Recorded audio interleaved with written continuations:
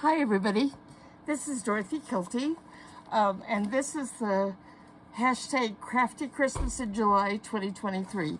This is my 9th video. I'm calling it video 8 because the first one was just kind of an introduction and showing different things I had. So this is brought to you by Terry at Sweet Pea Papers and Lisa at Paper Lace and Bling. Lisa sent us a gorgeous goodie bag of different laces and things, and I'll be using some of them today in this video.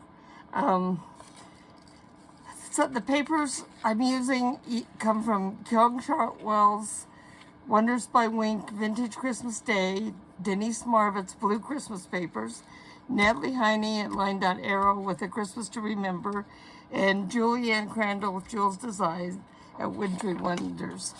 I'm just going to really quickly mention, because I mention it every time, if you go to Paper Lace and Bling to buy some of these gorgeous, gorgeous trims for yourself, if you buy at least $15 worth of product before shipping and taxes, then she's going to give you a free yard of lace, and this is just some gorgeous lace. Okay? She also has free shipping on offers over $35. And please mention Dorothy sent me on the notes for your order, and I might win something too.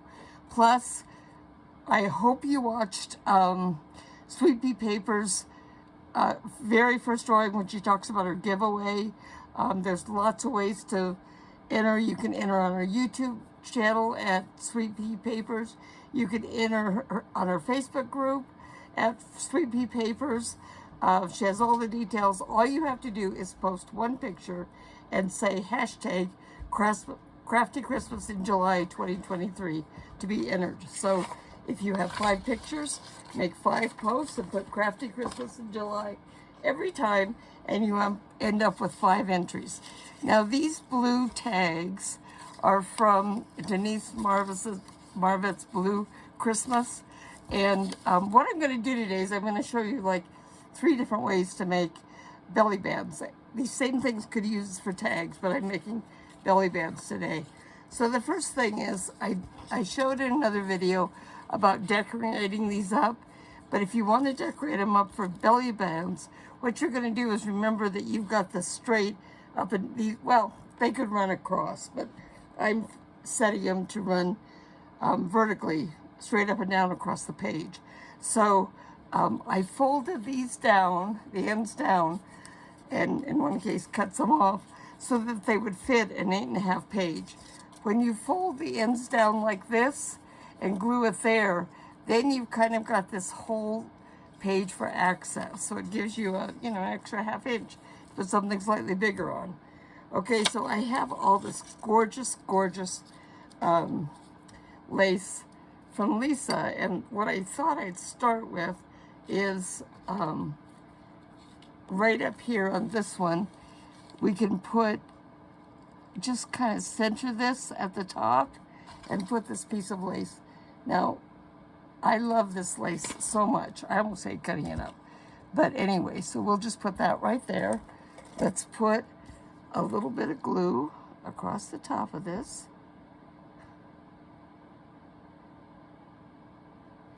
Okay, put this back down here, and there it goes. Okay, now we might add some more to it, we might not, we'll see. I want to put this is already a vertical design, so we can kind of highlight that without covering it up. Oops, my camera stopped, and I didn't notice it right away, so let's just continue with this. So basically, making a belly band like these, using larger tickets, like the ones in the Blue Christmas one, just means decorating the tickets a little bit, and then you're going to take and glue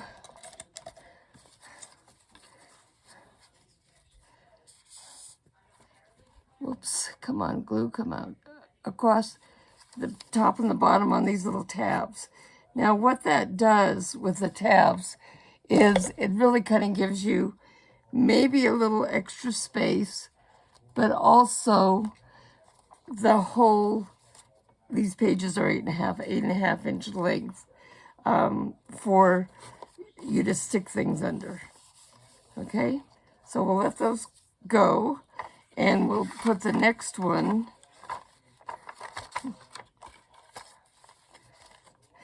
on this page right here. Okay.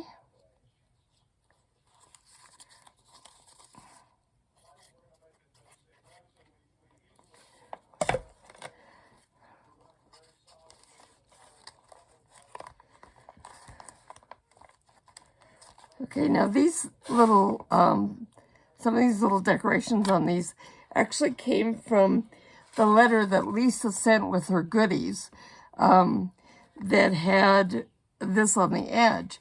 And so this part of this star here and this little tree, so I just cut them off because I thought they were really pretty and they shouldn't just be thrown away. Okay, so this is the second way. Oh, and all the lace on both of these came from Lisa's kit. So really beautiful little bow, and this came from this dangly. So just lovely. Okay, the next one is going to be just a piece of paper and using some lace or ribbon or something. This could be any kind of lace or ribbon. So what we'll do in this was made from a master board, and I tend to take an old catalog like this one and I clean off my desk by putting the basic pages, gluing them on these sheets for master boards, and then all I have to do is add elements on top of it that go along with my whatever my theme is. So even though these are not really Christmas colors, I do think it's it makes a pretty belly band to go along with this. So this was just a die cut that I think somebody sent it to me in Happy Mail. Can't tell you who, but I thought it was really pretty, and I like this green color kind of with the green butterfly. So we'll just put some glue on here, and then we'll, excuse me, glue this down. Okay, I'm going to go up towards the top a little bit more. And then this was some lace that was sent to me by Lisa, and there was two of these right next to each other. So I just cut them apart. Generally, there's a string that joins the pieces together, so if you can cut that apart, you can maintain the edge a little bit. But if you can't and you just get a rough edge, it's just as pretty, really. So I'm just going to put this over here, glue it on with Fabri-Tac glue, and I'm not going to worry about these pieces that are hanging out too much. You could glue this at the top of the bottom and make it a second belly band on top of the first. That's a lovely look as well. But because the edges of this are not completely ending, there's one left that'll spray. I want to glue all over it to help make it more secure and tied down. A lot of times when I have tablecloths or doilies or laces and things that have these little round ones on, I'll cut them across and use just the round part, on a cluster or something. But I think this looks really pretty just like this. I could add some more things on top, but I believe that for this one, I'm just going to leave it alone. Let me glue it on here. Now, because I've got the Fabri-Tac glue that that could come through the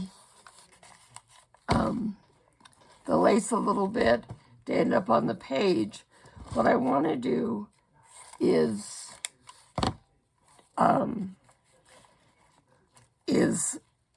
put a piece of wax paper on top of this to make sure that it doesn't stick to the other side while it's drying. So I'm just putting a bead of glue around the top and the bottom of this, and then I'm going to lay it on this white page. Okay, so these could also be a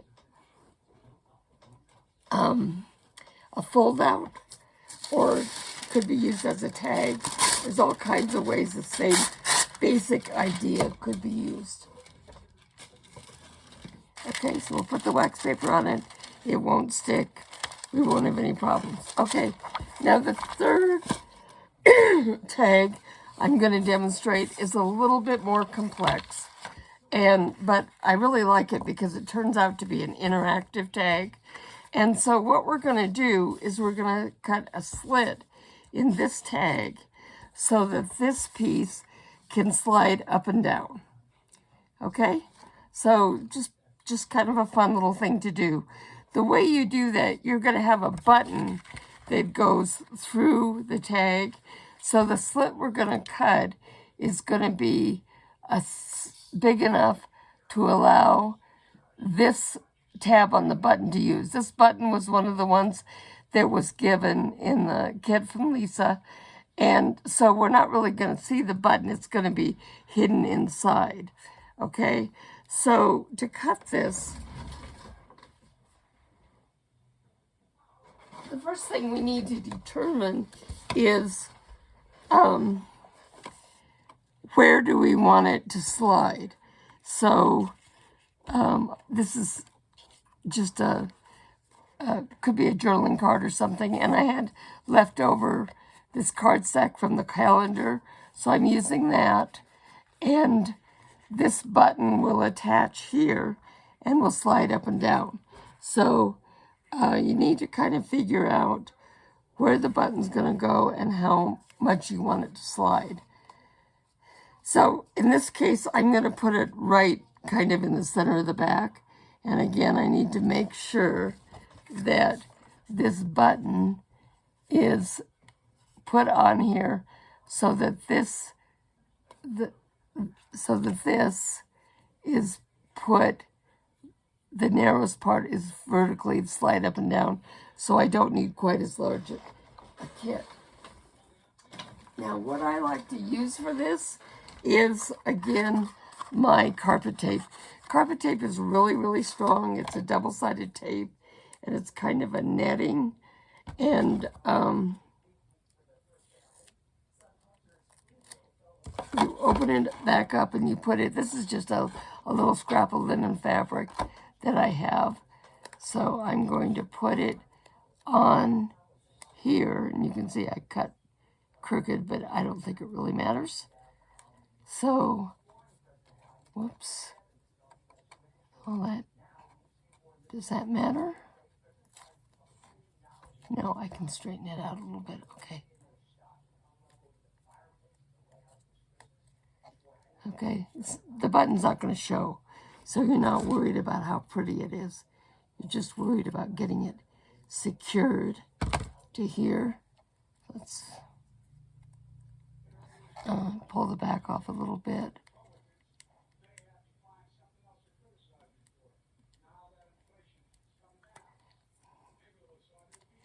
And I don't know if you can see this. I'm going to put this here too. Just add a little bit more to that side. But this is kind of a netting on the inside. And as I say, because it's made to hold carpet down on your floor for quite a long time, it's going to be, it's a very secure tape. And it sticks to your fingers really good too. Okay, I'm going to try and place this in the center and glue this down. Okay, and now, do we want this to be a little bit to the side like this? Do we want it to be right in the middle? You know, that's kind of just decisions we're going to make. And we're also going to look at this and say, where should the top of the little slit B, okay? And you could make it all the way up here so it's stuck up above when you wanted it to, but I'm going to put it right like this, and I'm going to place just a little line here, okay? And then the question is, how far do we want it to slide down to the bottom? Do we want it to slide all the way or just a little bit? And I'm not going to take it all the way in this case. So we're going to take it right to here. Okay, so at the top, you'll see the whole tree, and at the bottom, it'll be, half of it will still be sticking out. Okay, so how to cut the slit. Put this away and get it out of the way. Now, the way you're going to do this is just to use a ruler to cut alongside, and I have an X-Acto knife here. Okay, so we do want it to be straight. I wasn't real careful with where I put these cuts. That's just to indicate the top, really. So I'm gonna, I'm leaving the same amount on the left side all the way down. That's the way I'm leveling it off. And now I'm just gonna make this cut down to pretty close to that point, okay? And now I'm gonna go on this side, and on the other side of it, I turned it around so that because I'm right-handed, I'm cutting it here.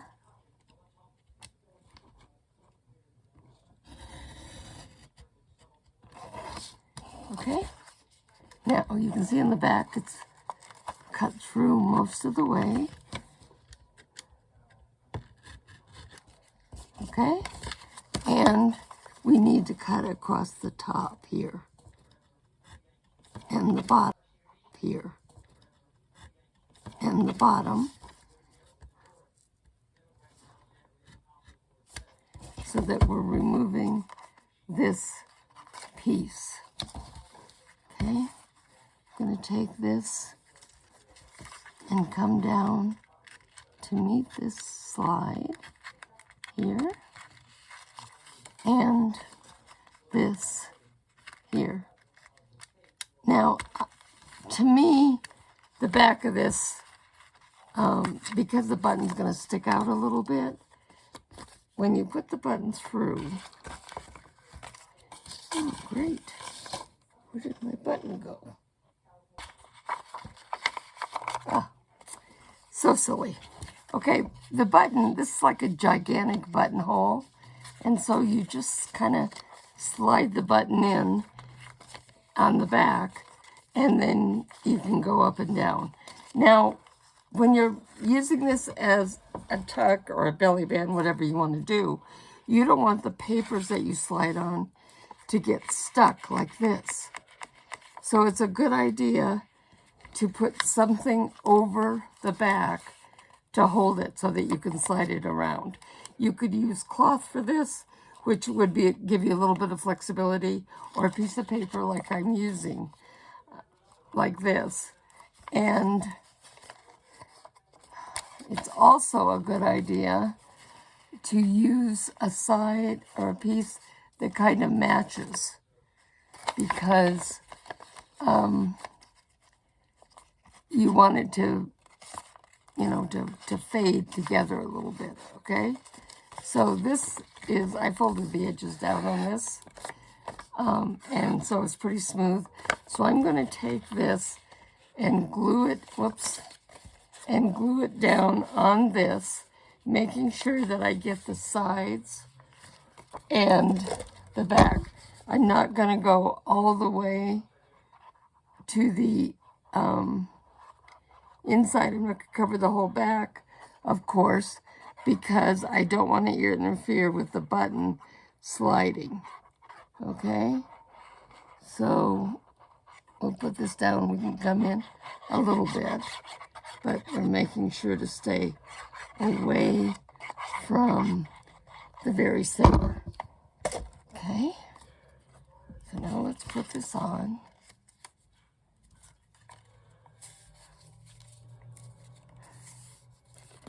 Now, because I want this to, really grip good, I'm going to put some clips on it, like this, and like this.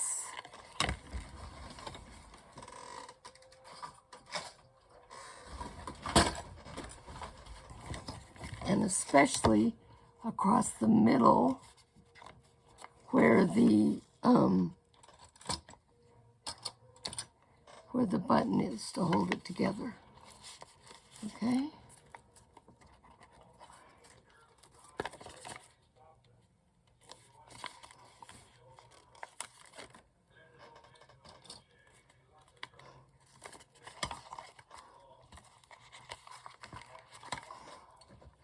Now the other thing I wanted to do to this, and frankly I should have done it before I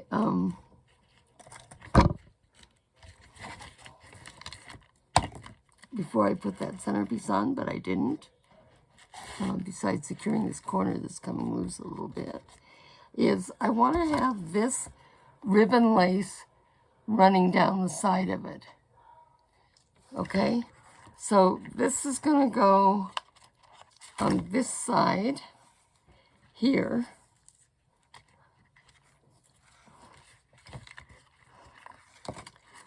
So now once again, I want this lace to be stuck down pretty good, pretty thoroughly, because I don't want the edge to come up and to interfere with the movement of the slide.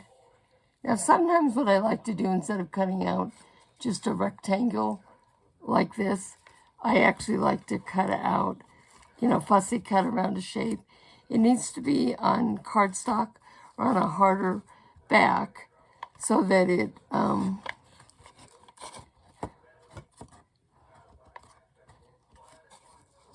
so that it has some weight and stability to it. Let's just put these back on.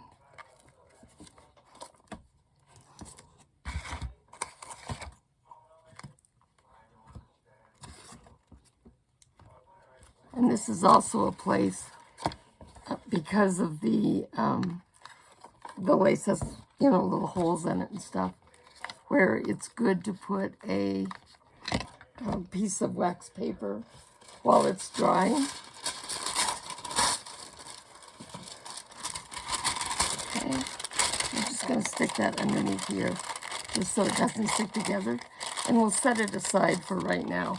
But that's going to slide up and down, and so it becomes an interactive piece. So not only do we have a belly band that we can stick things in, or